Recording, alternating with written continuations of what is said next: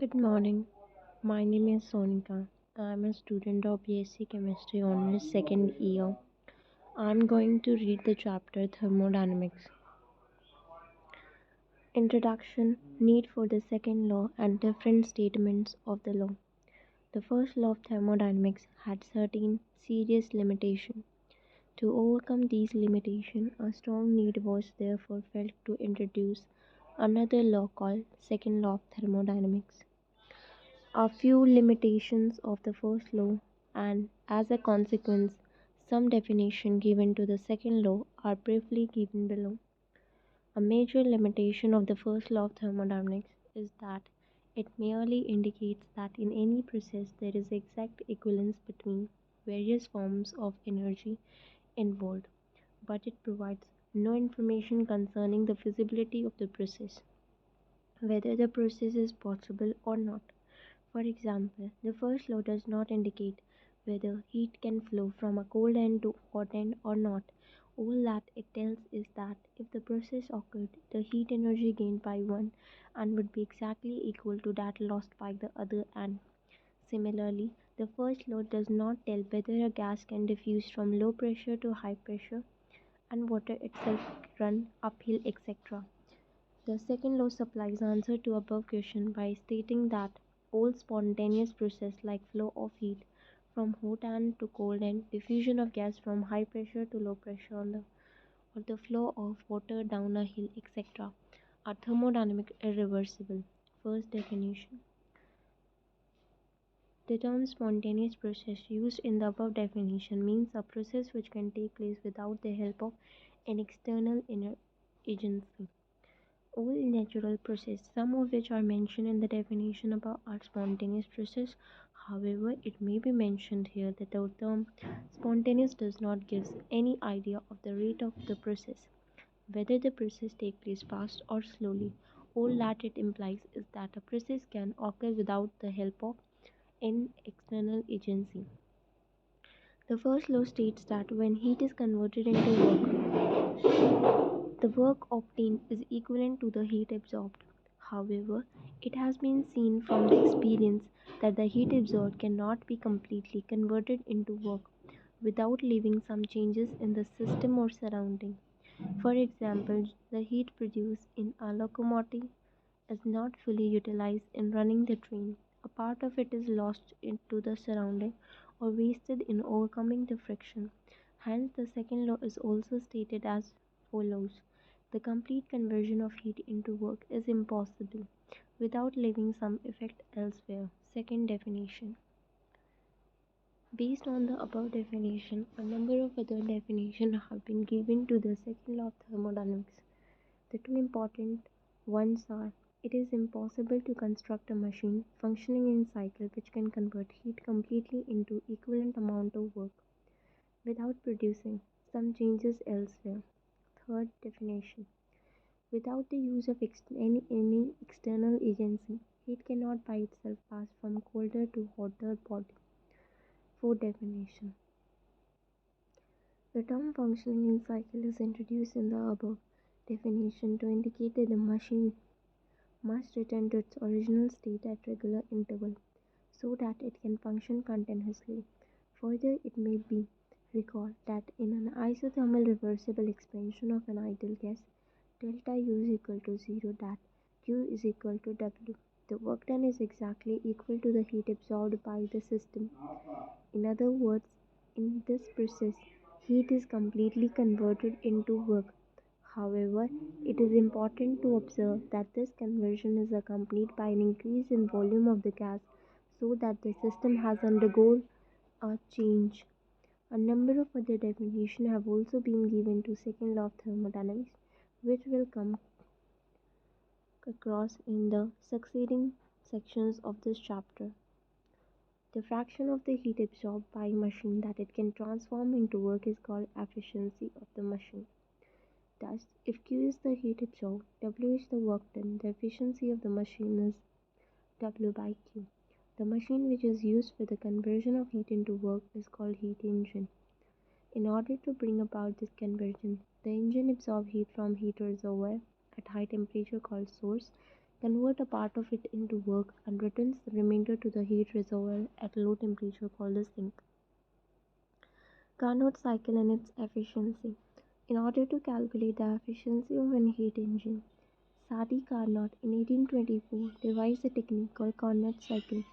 A cycle is a process in which a system returns to its original state after a number of successive changes. A process conducted in this manner is called cyclic process. The engine chosen by Carnot, called Carnot engine for the purpose of calculation of efficiency, was a hypothetical one and cannot be achieved in actual practice. It was selected because it could be subjected to simple thermodynamic treatment. It consists of a cylinder containing 1 mole of ideal gases as the working substance and fitted with a weightless frictionless piston so that all the operations in the cycles are carried out reversible.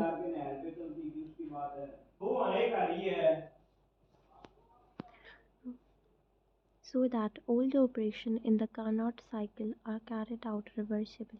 For this reason, it is called reversible heat engine.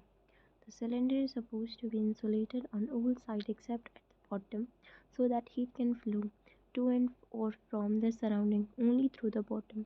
Further, it is supposed that the two heat reservoirs, one at the higher temperature T2 called the source and the other at lower temperature T1 called the sink. As some operation is carried out by placing the cylinder in the source or sink, it can exchange heat with it and hence the temperature remain constant so that the process is isothermal. On the other hand, if during an operation the cylinder is placed on an insulating material, then no heat exchange takes place between the surrounding and system, hence the process is adiabatic. The Carnot cycle consists of 4 different operations which can be represented on a pressure volume diagram, sometimes called as indicator diagram. These operations are carried out as shown in figure 2.2 and briefly described below. First is the isothermal expansion. The cylinder containing a 1 mole of ideal gas which is occupying a volume V1 is placed in contact with the source heat reservoir at temperature T2. The gas absorbs heat Q2 from the source and expands isothermally and reversibly till its volume increases to V2. The path of the process is represented by the isothermal curve even B. Since the gas is idle, the work done by 1 mole of ideal gas will be given by W1 minus is equal to RTT2 ln V2 by V1. For an ideal gas, the work done is equal to the heat absorbed. To minus W1 is equal to Q2 is equal to RT2 ln V2 by V1. W1 has been taken as negative and Q2 as positive by the latest sign convention. Now at the adiabatic expansion, the cylinder is now removed from the source and it is placed on a perfectly insulating material. Now the gas expands adiabatically and reversibly. Work is done in the expansion, but since no heat enters or leaves the system, the temperature must fall.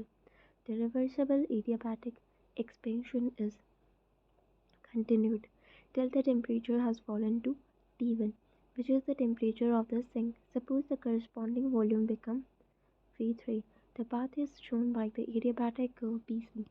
The work done W2 will be given by minus W2 is equal to CV T2 minus T1. Now it becomes minus CV T2 minus T1. CV is the heat capacity of the ideal gas.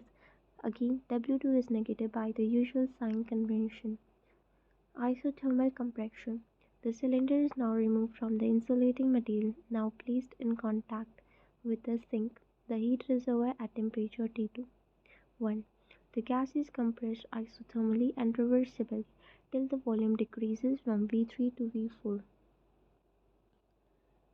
The process is represented by the path CD.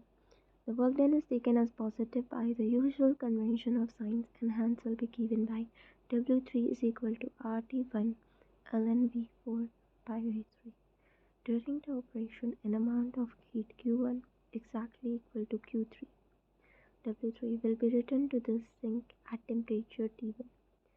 The heat has been given out by the system. Using the appropriate convention of sign, Q1 will be negative and work done will be positive. The minus Q1 is equal to W3RT1 ln V4 by V3. Adiabatic compression. Now the cylinder is now removed from the sink and it is placed again on an insulating material. The gas is then compressed adiabatically and reversibly along dA till the initial state is regained. The temperature of the gas rises from T1 to T2. The work done is positive by the convention sign. W4 is equal to CV T2 minus T1. As a result of the four operations, the system has returned to its original state so that a reversible cycle has been completed. The net work done by the system will be given by W is equal to negative of W1, negative of W2, W3 to W4. So RT2 ln V2 by V1 minus CV T2 minus T1 plus RT1 ln V4 by V3 plus CV T2 minus T1. Hence, RT2 ln V2 by V1 plus RT1 ln V4 by V3. Since V4 and V1 lies on one adiabatic curve and V3 and V2 lies on the other adiabatic curve, since it follows the W4 by W1 is equal to T2 by T1 gamma minus 1, V3 by V2 gamma minus 1, T2 by T1. Comparing the equation 9 and equation 10, we get V4 by V1 is equal to V3 by V2. Putting this value in equation number 8, we get RT2 ln V2 by V1, RT1 ln V1 by V2. Hence, we will take common R T2 minus T1 ln V2 by V1. Dividing equation number 12 by equation 2, the W by Q2 is equal to T2 minus T1 upon T2, which gives the efficiency of the Carnot cycle or engine. During the operation, an amount of heat Q1 exactly equal to W3 will be returned to sink at temperature T1. Heat has been given out by the system. Using the appropriate convention of sign, Q1 will be negative and for W3 will be positive. The minus Q1 is equal to W3 RT1 ln V4 by V3.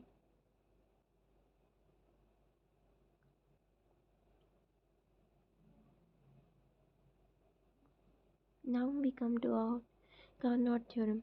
From equation number 13, it is clear that the efficiency of reversible heat engine depends upon the temperature of source and sink. It is independent on the nature of working substance. An important observation to be made from the above derivation is that work done in the cycle is the only one involved in isothermal operation, because the work done in the adiabatic operations 1 and 2 and 4 cancel one another. The work done in a reversible isothermal expansion from A to B is maximum, whereas the work done on the gas during reversible isothermal compression from C to D is minimum. The total work done by the system, that is reversible heat engine or Carnot engine, is maximum under for the specified conditions, and therefore efficiency is maximum. The result that follows from Carnot cycle, as the right discussed in, is called Carnot theorem. The efficiency of reversible heat engine depends upon the nature of temperature of the source and the temperature of the sink. It is independent of the nature of the working substance. In other words, all the reversible heat engine working between the same two temperatures have the same efficiency. Further, it states that the efficiency of reversible heat engine is maximum for the given temperature.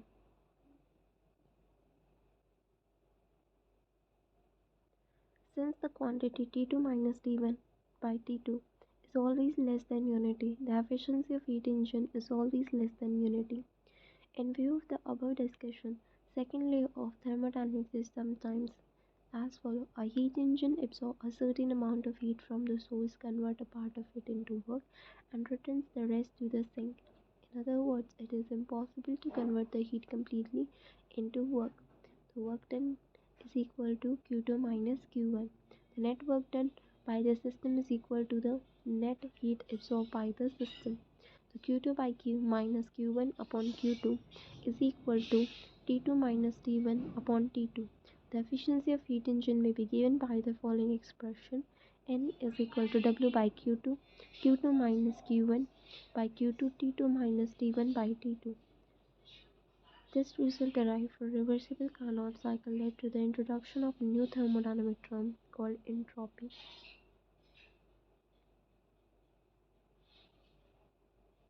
Thermodynamic scale of temperature.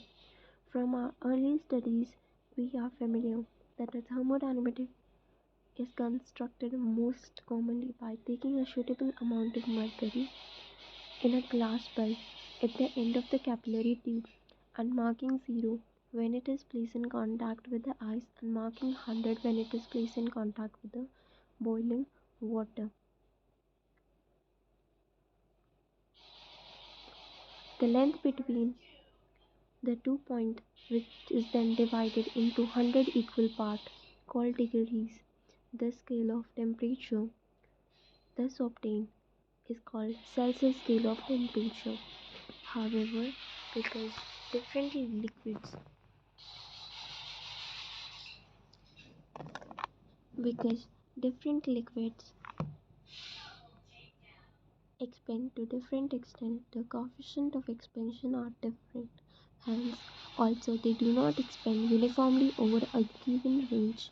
Thermometers constructed by using different liquids will show different numerical values of temperature between the fixed point. For example, a body may show a temperature of 28.7 degrees Celsius with mercury thermometer, but it may show 28.8 degrees Celsius with an alcohol thermometer. The problem was solved by study of properties of gases. It was found that an ideal gas or a perfect gas ceases to exist at a temperature of minus 273.15 degrees Celsius. This temperature was called 0 degree absolute. This scale developed on the basis is called perfect gas temperature scale, and it is found to be independent of the ideal gas taken. However, based on the efficiency of reversible heat engine, Lord Kelvin was the first to develop a scale of temperature that was independent on the nature of the gas taken in the heat engine. This scale of temperature is called thermodynamical scale of temperature or Kelvin scale of temperature. It was found to be identical with the ideal gas temperature scale. The basis of development of this scale is briefly described below. Suppose there are two constant temperature heat reservoirs, one which is acting at the source and the other which is acting as sink, and a reversible heat engine operates between them. The temperature on each reservoir on the new scale may be taken proportional to the quantity of heat absorbed from the source and the heat lost to the sink, both of which can be measured.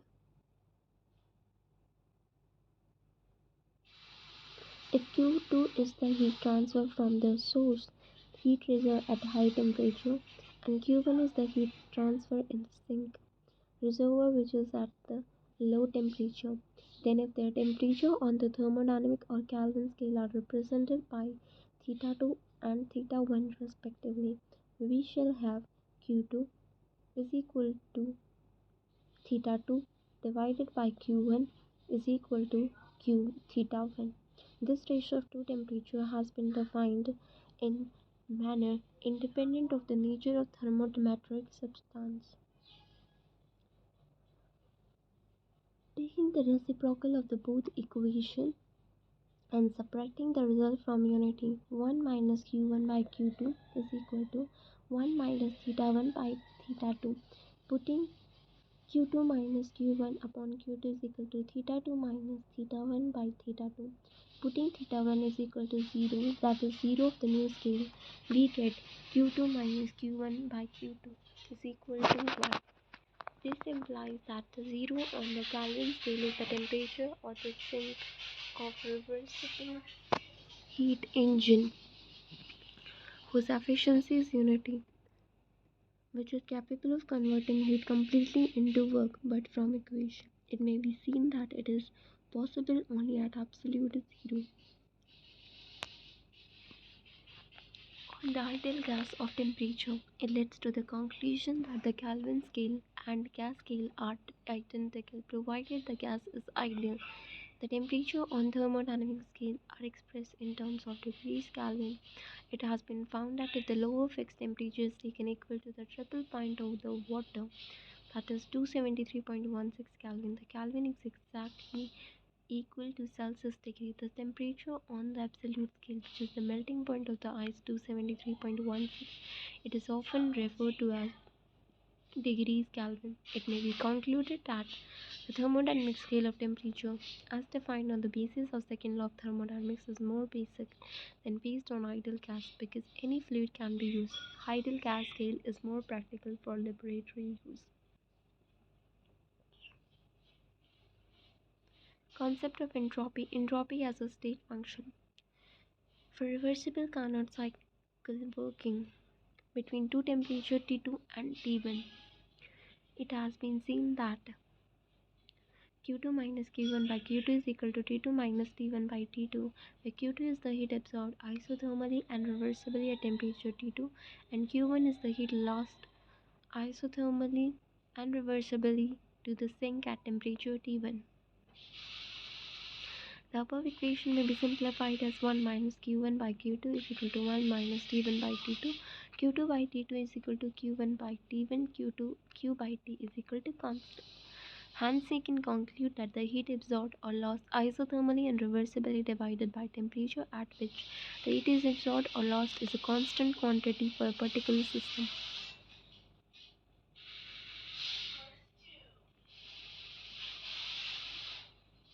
Further in the equation, Q2 is the heat absorbed at temperature T2 and Q1 is the heat lost at temperature T1. If Q1 were the heat absorbed at temperature T1, then the equation can be written as Q2 by T2 is equal to minus Q1 by T1, then Q2 plus Q1 Q2 by T2 plus Q1 by T1 is equal to 0. Hence, sin epsilon Q by T is equal to 0. Now consider a reversible cycle ABA. It may be regarded as being made up of a number of Carnot cycles drawn across the diagram as starting from A, going through all the cycles successively from A to B. It can be shown that the path which is inside the closed curve ABA cancel each other, leaving only the zigzag path, which is almost same as the path ABA of the reversible cycle. By making each Carnot cycle smaller and increasing the number, it can be made to correspond more closely to ABA. The reversible cycle can therefore be regarded as made up of number of Carnot cycles.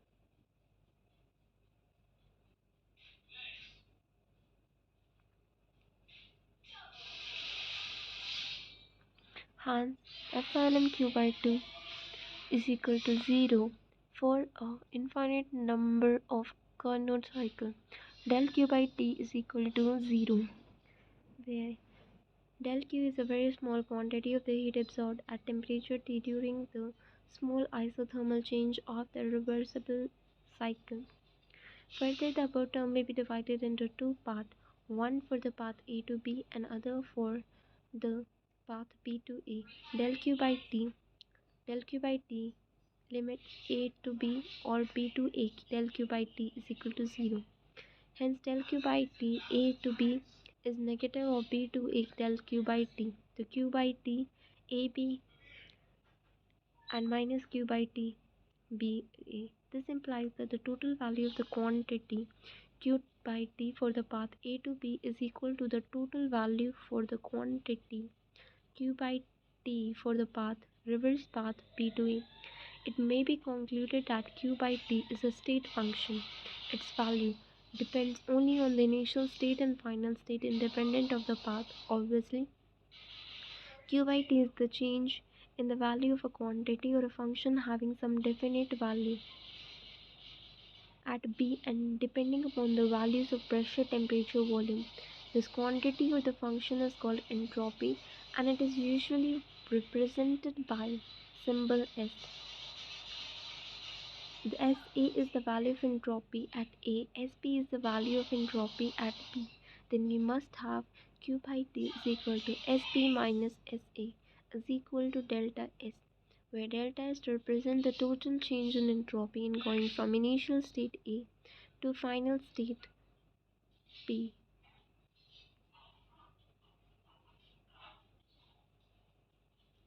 Delta is represent the total change in entropy in going from initial state A to final state B. Hence, entropy may be defined as a state function, the change in the value of which from initial state to the final state is equal to the quantity Q by T, and the total heat absorbed reversibly and isothermally in going from initial state to final state divided by the absolute temperature at which the heat is absorbed. The entropy change may be defined as directly as the quantity of heat absorbed isothermally and reversibly divided by the absolute temperature at which the heat is absorbed. It is important to note that entropy is a state function, therefore, the value of entropy change during a process should depend upon the path, whether the heat is absorbed reversibly or irreversibly during the process. Since the derivation of the above result is based upon Carnot cycle in which the heat is absorbed reversibly, therefore the expression for the entropy change is valid only when the heat is absorbed reversibly.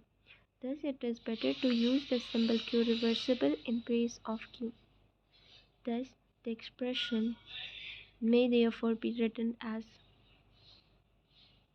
del S is equal to the Q reversibly by T. As entropy is a state function, a small change in its value is represented by ds, and so we may write as ds is equal to Q reversibly by T. Unit of entropy delta S is equal to Q by T. It is obvious that the unit of entropy will be calories per degree of if the heat is absorbed in expression calories. Entropy is an extensive property. It is therefore important to mention the quantity of substance which is involved. It is usually expressed for 1 mole of substance. The entropy units are calorie per degree per mole, means calorie per Kelvin per mole. If heat is absorbed in joules, then the unit of the entropy will be joules per degree per mole. Entropy change in reversible process. Suppose a process occurs under complete reversible condition. The heat is absorbed by the system reversibly. Heat is lost by the surrounding also reversibly. If Q reversible is the heat absorbed by the system reversibly and heat lost by the surrounding will also be Q reversible. If the process takes place isothermally at absolute temperature,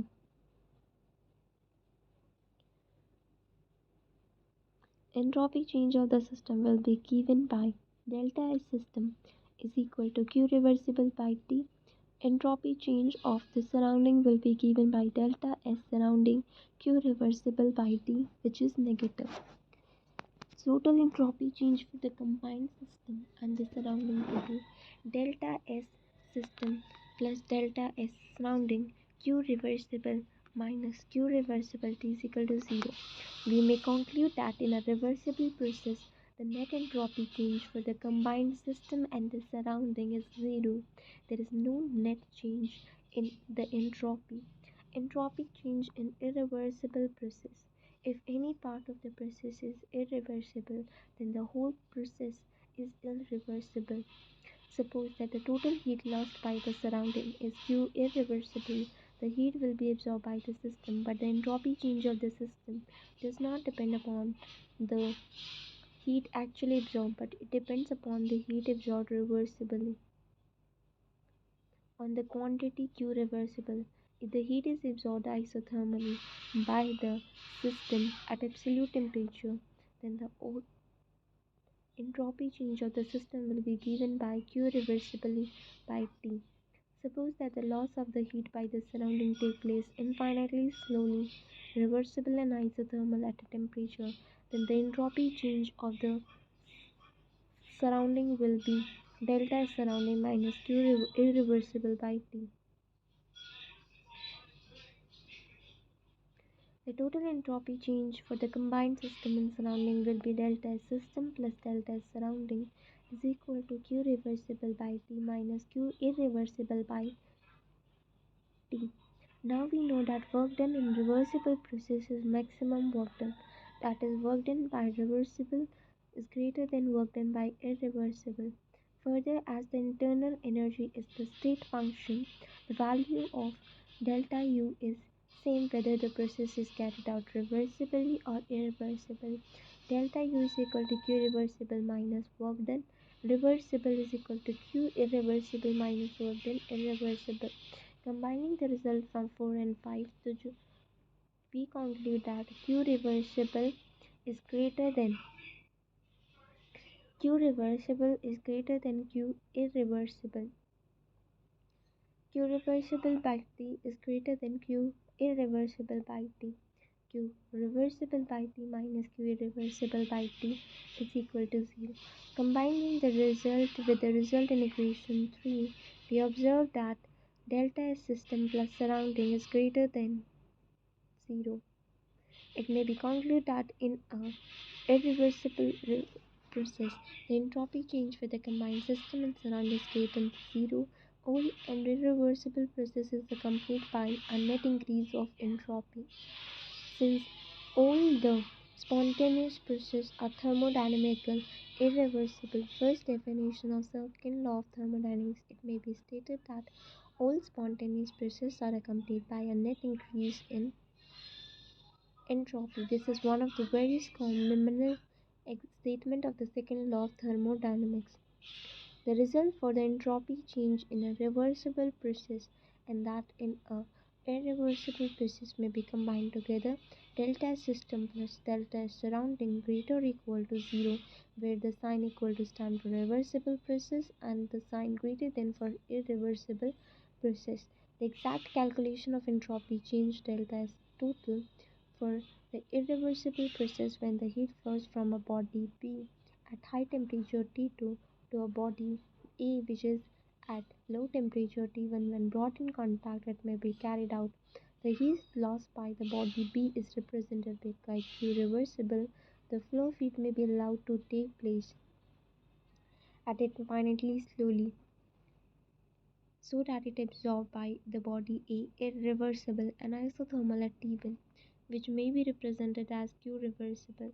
The entropy change of the body B will only depend on Q reversible. Entropy change of the body B minus Q reversible by T2. Entropy change of body A is equal to plus Q reversible by T2. Minus sign indicate decrease in entropy and positive sign indicates increase. Delta S total is equal to minus Q reversible T2 plus Q reversible T1. Q reversible bracket 1 minus T1 minus T2. Hence,